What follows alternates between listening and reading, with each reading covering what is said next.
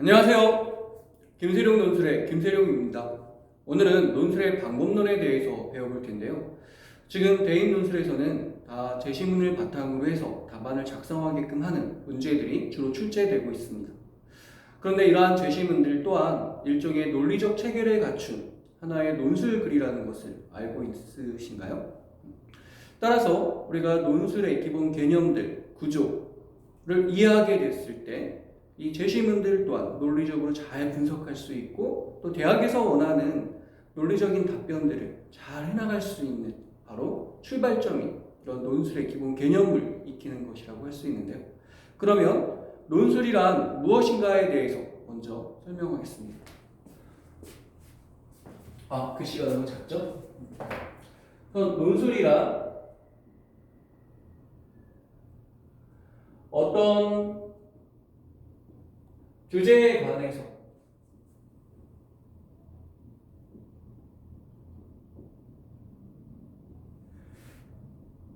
글쓴이 자신의 생각은 다른 말로 하게 되면 의견이라고 할 수 있고 이 의견이 곧 주장이기도 합니다. 이를 논리적으로 서술한 글이 바로 논술이라고 할 수 있는데요. 즉 논술에는 반드시 뭐가 있다? 주제가 있다. 그리고 그 주제에 대한 글쓴이의 생각이 들어있다. 그리고 그런 생각이 바로 주장이라고 할 수 있습니다. 다른 말로 하게 되면 누군가의 주장이란 어디까지나 그 사람의 생각이다 라는 것을 꼭 명심하셔야 합니다. 그런데 이러한 주제에 대한 자신의 생각을 무조건 글을 쓴다고 해서 논술이라고 부르느냐? 그렇지는 않죠. 어떨 때 꼭 논리적인 체계에 따라서 글을 쓸 때 논술이라고 부릅니다.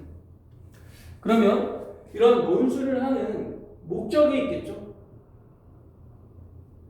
왜 글쓴이는 어떤 주제에 관해서 자신의 생각을 논술하려고 할까요? 그것은 바로 타인을 설득하기 위함이라고 할 수 있죠. 타인을 설득한다는 것은 바로 그 주제에 관한 글쓴이 자신의 생각을 독자들 또한 이해하게끔 하는 것이라고 할 수 있습니다. 그런데 그러한 설득을 하는 방법으로 논리를 사용한다는 것, 이게 바로 논술의 특징이라고 할 수 있죠. 논리란 주장하다 논자에 이치, 이자, 한자 말 그대로 풀이하게 된다고 하면 이치에 맞게 주장하는 것이라고 할 수 있습니다. 사실 상대방으로 하여금 자신과 같은 생각을 갖게 만드는 데에는 여러 가지 방법이 있을 수 있습니다.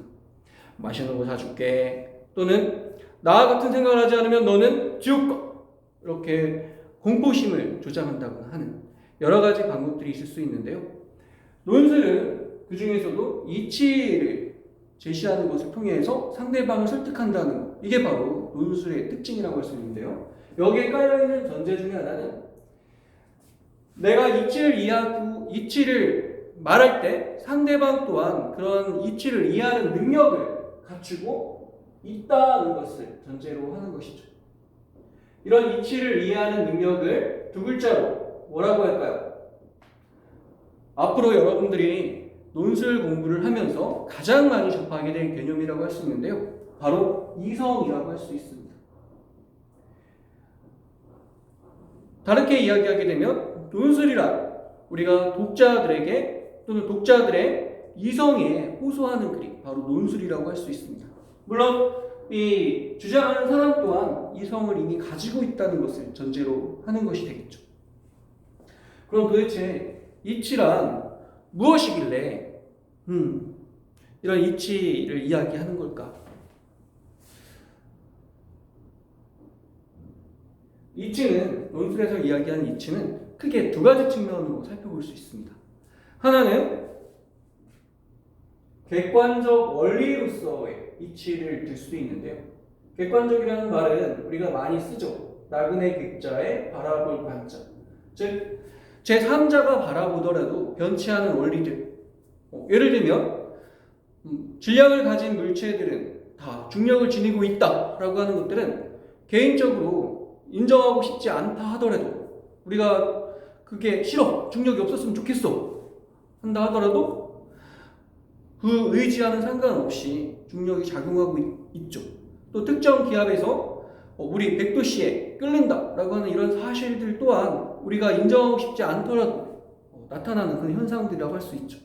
이런 현상들을 가리켜서 또 객관적이다라고 이야기를 하는데, 이런 객관적으로 증명될 수 있는 그런 원리들에 입각했을 때 이치에 맞다라는 이런 표현을 쓰기도 하죠. 즉 어떤 자연 법칙들.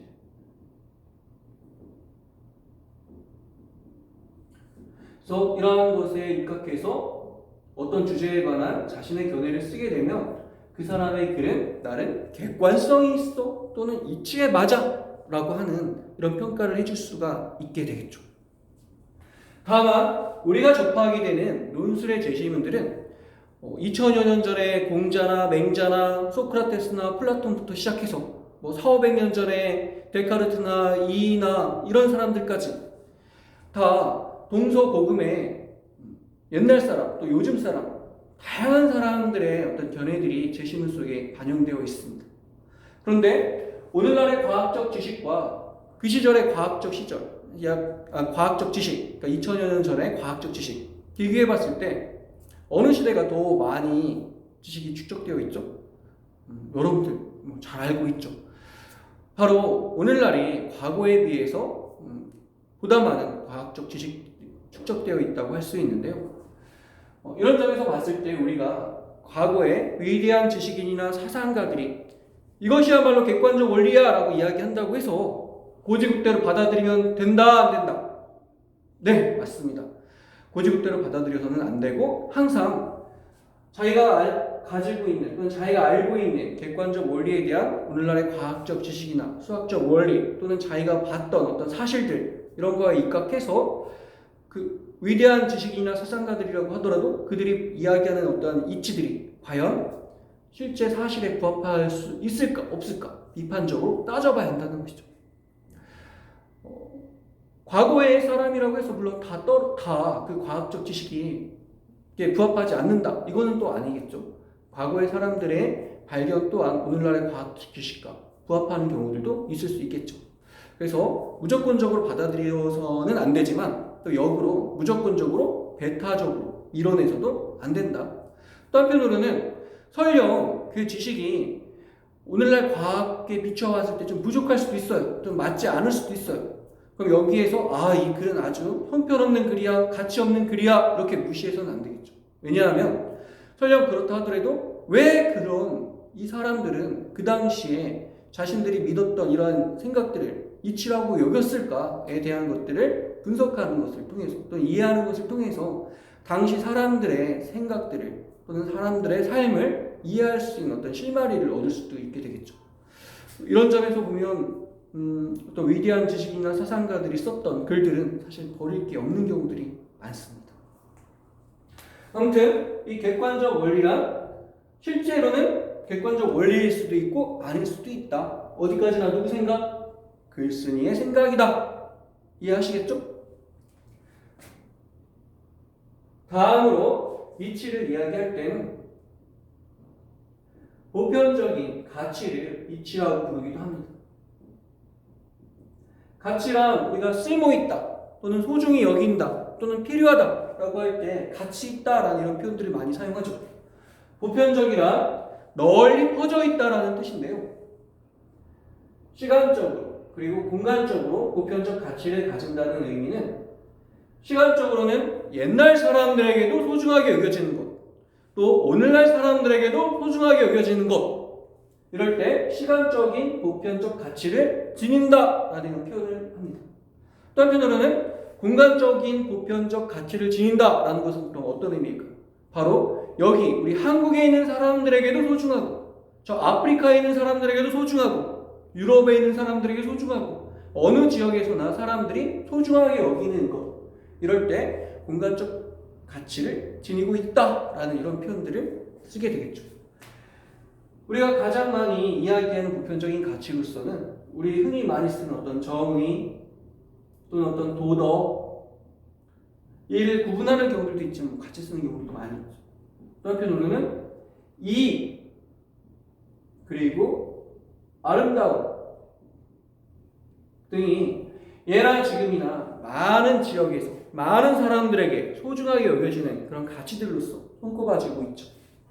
이런 거에 입각해서 어떤 주제에 관해서 자신의 생각을 펼 때 그 사람의 생각은 이치에 맞아 또는 타당성이 있어 라고 하는 이런 평가를 받게 됩니다. 타당성 또는 정당성 이렇게 얘기를 할 수도 있겠죠. 근데 아까 객관적 원리라고 하는 게 누구 생각이라고 했어요? 바로 글쓴이의 생각이라고 했었죠. 이거를 잊어서는 안 됩니다. 마찬가지로 이 보편적 가치다라고 얘기했을 때에도 기본적으로는 누구 생각이다? 바로 글쓴이가 여기기에 보편적으로 가치 있다라는 이런 걸 항상 밑바탕에 깔고 있습니다. 그럼 여기에서 정의, 또 이익, 미 이런 것이 있는데 도대체 그러면 이런 추상적인 개념들이 가리키는 것은 무엇일까? 우리가 접하게 되는 논술 제시문의 글쓴이들은 이러한 추상적인 개념들에 대해서 항상 구체적으로 또는 근본적으로 사고하는 그런 사람들이라고 할 수 있습니다. 우리 먼저 이익이라고 하는 단어부터 한번 살펴볼까요? 우리는 돈을 많이 벌었어 또는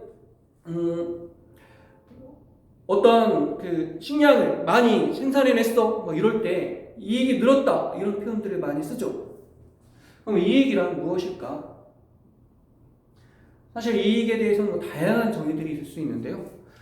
근원적으로 생각해 봤을 때에는 바로 우리가 살아가는 데 필요한 모든 것 또는 살아가는 데 도움이 되는 모든 것을 다 이익이라고 하는 개념으로 묶을 수도 있겠죠. 그럼 왜 이렇게 살아가는 데 필요한 것들을 예나 지금이나 여기에 있는 사람이나 저기에 있는 사람이나 소중하게 여길까요? 그럼 바로 우리가 살아가는 존재이기 때문입니다. 그럼 이렇게 살아가는 존재를 뭐라고 하죠? 네, 맞습니다. 생명체 또는 생물이라고 부르죠. 2000여 년 전에 소크라테스나 플라톤도 생물이었었고 공자나 맹자도 생물이었었고 여러분도 생물이고 나도 생물이고 즉 우리는 생물은 살아가기 위해서는 외부로부터 물질적인 에너지, 자원들을 습득해야 되겠죠. 그런 점에서 우리는 예나 지금이나 이런 살아가는 데 도움이 되는 것들을 얻으려고 하게 됩니다. 또 다음으로 미라고 하는 개념들에 대해서 한번 살펴볼까요? 미란 무엇인가? 라고 얘기했을 때 여러분들마다 아주 다양한 얘기들이 있을 수 있는데요. 진화론적인 관점에서 봤을 때에는 미를 뭐라고 이야기하기도 하냐면 살아간 그 생존에 유리한 환경에서 오는 자극에 대해서는 쾌를 느끼는데 이런 즐거움, 그러니까 생존에 유리한 어떤 자극 이런 것들을 보통 미라고 부르기도 한다고 그러죠. 우리가 일상에서 많이 쓰는 개념으로는 또는 많이 쓰는 의미로는 행복한 감정을 불러일으키는 자극 또는 행복한 감정을 불러일으키는 현상 이걸 미라고 부르기도 하고요. 더 넓은 의미에서는 우리의 어떤 감정을 불러일으키는 자극들을 미라고 부를 수도 있죠. 그래서 오늘날 보면 유쾌하고 그 즐거운 이런 감정을 불러일으키는 것에 대해서만 미 이렇게 얘기하지는 않죠. 여름이면 공포영화 많이 보시죠? 이 공포영화 보게 되면 행복감 느낍니까? 그렇지는 않죠. 불안하고 두렵고 우울해지기도 하죠. 이럴 때 공포미라고 하는 이런 표현을 사용하기도 합니다. 이런 점에서 보게 되면 미라고 하는 것은 매우 넓은 개념이라고 할 수 있고 우리의 감정과 관계된 거라고 할 수가 있겠죠. 더 근원적으로는 우리의 감각기관과 뗄래야 뗄 수가 없다라고 이야기를 하는데요. 아까 잠깐 진화론 얘기를 했는데 진화적인 관점에서는 생명체들의 감각기관이 주로 어떤 방향으로 진화했다라고 이야기를 하냐면 생존에 유리한 환경에서 오는 자학에 대해서는 즐거움을 느끼고 생존에 불리한 환경에서 오는 자학에 대해서는 불쾌함을 느끼는 방향으로 진화해오는 경향성이 있다고 합니다. 왜 그럴까요? 조금만 생각해보면 알 수 있겠죠. 생물체들의 특징은 바로 유전을 통해서 자신과 비슷한 유전자를 후손들에게 물려준다는 거죠. 그런데 만약에 어떤 생명체가 생존에 불리한 환경에서 오는 자학에 대해서 즐거움을 느끼고 그것을 찾아다녀. 마치 불나방이 불을 찾아 달려드는 것처럼. 그럼 불나방 어떻게 돼요? 죽죠. 이렇게 죽어버리게 되면 자기와 비슷한 유전자를 가진, 자기와 비슷한 감각 구조를 가진 후손을 남길 가능성이 그만큼 줄어들게 되겠죠. 즉 멸종될 가능성이 높다는 거죠. 반대로 생존에 유리한 환경에서 오는 자극을 즐겨 찾는 이런 생물종들 같은 또는 생물 개체들 같은 경우에는 자기와 비슷한 취향을 후손들에게 물려줄 가능성이 크고, 이럴 경우 번성할 가능성이 높겠죠. 물론 뭐 반드시 그렇다는 것은 아니겠죠. 왜냐하면 유전자의 어떤 복제 과정이 100% 똑같다 이런 경우는 없다고 그러죠. 변이 과정이 있기 때문에 조금씩 차이가 있고, 물론 그 정도가 심한 경우도 있고 적은 경우도 있고, 또 하나는 특정 환경에서는 유리했던 자극이 특정 환경에서는 불리할 수도 있는 이런 상황일 수도 있겠고, 그래서 반드시 그런 것은 아니지만 대체로는 그렇다.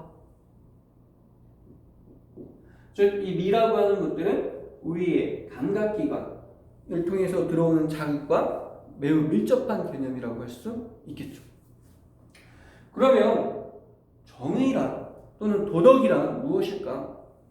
한때 정의란 무엇인가라고 하는 이런 책이 유행한 적이 있었습니다. 지금도 아마 필독서로서 학생들이 많이 읽고 있을 텐데요. 상당히 두껍습니다. 왜 두꺼울까요?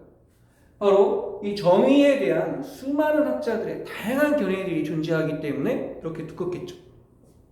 그럼에도 불구하고 우리가 정의, 도덕에 대해서 나름대로 정리를 해볼 수 있는데요. 이런 정의나 도덕은 우리가 앞에서 살펴봤던 이런 이익과 미, 이런 개념과 뗄 수가 없는데요. 만약에 우리가 혼자 살아간다라고 하면 사실 정의나 도덕이나 이런 것은 아무 의미가 없겠죠. 즉 이런 점에서 봤을 때 정의나 도덕은 우리가 어떤 존재라는 데에서부터 비롯된 걸까요? 네, 그렇습니다. 우리가 사회적 존재라는 또는 공동체의 일원이라고 하는 특성으로서 이러한 정의나 도덕이라는 것들이 같이 있게 되는 것이겠죠. 즉 사회 구성원들에게 또는 공동체 성원에게 이익이 되거나 즐거움을 주는 것들이 오랜 기간 동안 여러 지역에서 반복적으로 나타나게 됐을 경우에 이런 것들을 뭐라고 부른다? 정의롭다 또는 도덕적이다. 역으로 많은 지역에서 오랜 기간 동안 많은 이들에게 불이 또는 생명을 해쳐 또는 불쾌를 유발해, 이런 경우에는 불의하다 또는 부도덕하다라고 하는 이런 평가들을 하게 되겠죠. 이런 점에서 정의나 도덕이라고 하는 개념은 사회적인 존재라고 하는 이런 인간의 특성과 뗄래야 뗄 수 없다고 볼 수 있습니다. 자, 그러면 이런 정의나 이익이나 미나 이런 것들이 보편적인 가치를 가질 수 있을까요? 글쓴이들은 자신이 내세우는 정의나 이익이나 미가 보편적인 가치다라고 여기는 경우들이 많습니다. 하지만 사람들마다 또는 사회마다 그 이익이 되는 것과 즐거움이 되는 것들 또는 옳다고 여기는 것들이 사실은 많이 다르죠. 왜 다를 수밖에 없는가? 서로의 처한 위치 또는 이해관계가 좀 다르기 때문이죠. 우리 인류의 역사를 살펴보더라도 과거에는 원시 공동체 사회에서 공동체 구성원들이 같이 함께 공유하면서 살아갔다라고 하면 어느 정도 사회가 발전하게 되면서 계급이 등장하게 되고 문자도 등장하게 되고 이런 과정들 속에서 그 사회의 어떤 도덕 또는 정의를 법제화하고 문서화하는 경우도 있죠. 그럼 이때 주로 누구의 이익과 즐거움이 정의, 도덕으로 간주되겠어요? 그렇죠. 주로 지배층의 입장에서 이익과 미가 반영되는 경우들이 많습니다. 물론 오늘날에는 민주주의 사회가 되었고 이런 신분제도가 사라지게 되고 형식적으로는 평등한 이런 세상이 되었습니다. 이런 점에서 보게 되면 모두에게 이익이 되고 모두에게 즐거운 정의나 도덕이 있을 수 있겠다, 이런 얘기가 나올 수 있겠죠. 그러나 여러분들도 잘 알다시피 사람들의 이해관계, 상황은 다 다양하죠. 똑같이 코로나19와 관련된 이런 어려움이 닥쳤지만 어디에선 여전히 호황이기도 하고 어디에선 너무 힘든 이런 상황을 겪고 있기도 하죠. 이런 점에서 보게 되면 사실 모두에게 이익이고 모두에게 즐겁다라고 하는 이런 것들은 읽기가 어려운 경우들이 많습니다. 그런 점에 여러분들이 주의해야 될 것은 뭐냐면 글쓴이들이 이것은 정의롭다, 이것은 이익이다, 이건 아름답다라는 이런 평가를 한다 하더라도 어디까지나 누구 생각이다? 글쓴이의 생각이다. 즉 글쓴이가 속한 사람들, 글쓴이가 속한 집단의 사람들에게는 그럴 수 있지만 글쓴이가 속하지 않은 다른 사람들에게는 그렇지 않을 수도 있다는 거죠. 그렇기 때문에 여러분들은 누군가의 주장에 대해서 살펴볼 때 그 사람이 어느 집단에서 어떤 이익을 또는 어떤 손해를 입을 수 있는지 이유를 잘 검토해 본 다음에 이것이 과연 나에게도 또는 우리 사회에게도 이로울까 또는 즐거울까 이걸 따져봐야 된다는 것이겠죠. 즉 논술에서 얘기하는 이치란 객관적인 원리와 보편적 가치를 의미하는 경우들이 많은데 다 누구 생각이다? 일단은 글쓴이의 생각이다. 실제로는 사실에 부합할 수도 있고 그렇지 않을 수도 있고 마찬가지로 글쓴이가 내세우는 보편적 가치가 많은 사람들에게 타당성을 인정받을 수도 있고 그렇지 않을 수도 있다는 것이죠. 자, 오늘 논술의 목적과 그 논술에서 이야기하는 이치에 대해서 얘기를 해봤는데요. 그러면 또 그 다음 내용은 다음 시간에 이어서 가도록 하죠. 네, 감사합니다.